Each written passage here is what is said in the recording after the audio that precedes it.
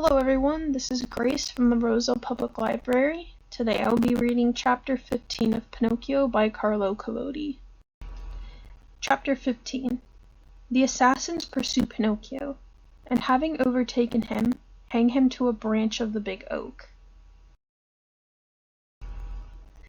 At this sight, the puppet's courage failed him, and he was on the point of throwing himself on the ground and giving himself over for lost. Turning his eyes in every direction, however, he saw at some distance, standing out amid the dark green of the trees, a small house as white as snow. "If I only had breath to reach that house," he said to himself, "perhaps I should be saved."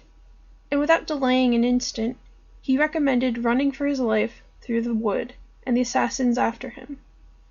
At last, after a desperate race of nearly 2 hours, he arrived quite breathless at the door of the house and knocked. No one answered. He knocked again with great violence, for he heard the sounds of steps approaching him, and the heavy panting of his persecutors. The same silence. Seeing the knocking was useless, he began in desperation to kick and pommel the door with all his might. The window then opened, and a beautiful child appeared at it. She had blue hair and a face as white as a waxen image.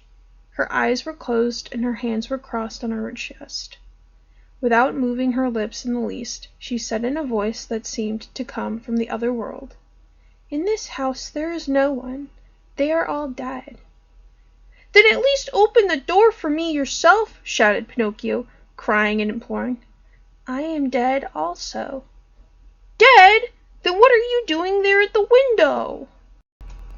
"I am waiting for the bier to come carry me away." Having said this, she immediately disappeared, and the window was closed again without the slightest noise. "Oh, beautiful child with blue hair!" cried Pinocchio. "Open the door for pity's sake! Have compassion on a poor boy pursued by assassins—" But he could not finish the word, for he felt himself seized by the collar, and the same 2 horrible voices said to him threateningly, "You shall not escape from us again!" The puppet, seeing death staring him in the face, was taken with such a violent fit of trembling that the joints of his wooden legs began to creak, and the sovereigns hidden under his tongue to clink.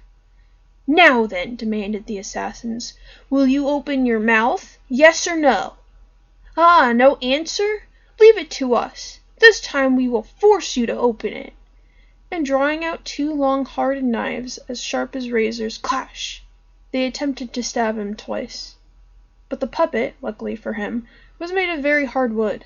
The knives therefore broke into 1,000 pieces, and the assassins were left with the handles in their hands, staring at each other. "I see what we must do," said one of them. "He must be hanged. Let us hang him! Let us hang him!" repeated the other. Without loss of time, they tied his arms behind him, passing a running noose around his throat, and then hanged him to the branch of a tree called the big oak. They then sat down on the grass and waited for his last struggle. But at the end of 3 hours the puppet's eyes were still open, his mouth closed, and he was kicking more than ever. Losing patience, they turned to Pinocchio and said in a bantering tone, "Goodbye till tomorrow. Let us hope that when we return you will be polite enough to allow yourself to be found quite dead and with your mouth wide open." And they walked off. In the meantime, a tempestuous northerly wind began to blow and roar angrily, and it beat the poor puppet as he hung from side to side, making him swing violently like the clatter of a bell ringing for a wedding. And the swinging gave him atrocious spasms, and the running noose, becoming still tighter round his throat, took away his breath. Little by little his eyes began to grow dim, but although he felt that death was near, he still continued to hope that some charitable person would come to his assistance before it was too late. But when, after waiting and waiting, he found that no one came, absolutely no one, then he remembered his poor father, and thinking that he was dying, he stammered out, "Oh, papa, papa, if only you were here!" His breath failed him, and he could say no more. He shut his eyes, opened his mouth, stretched his legs, gave a long shudder, and hung stiff and insensible.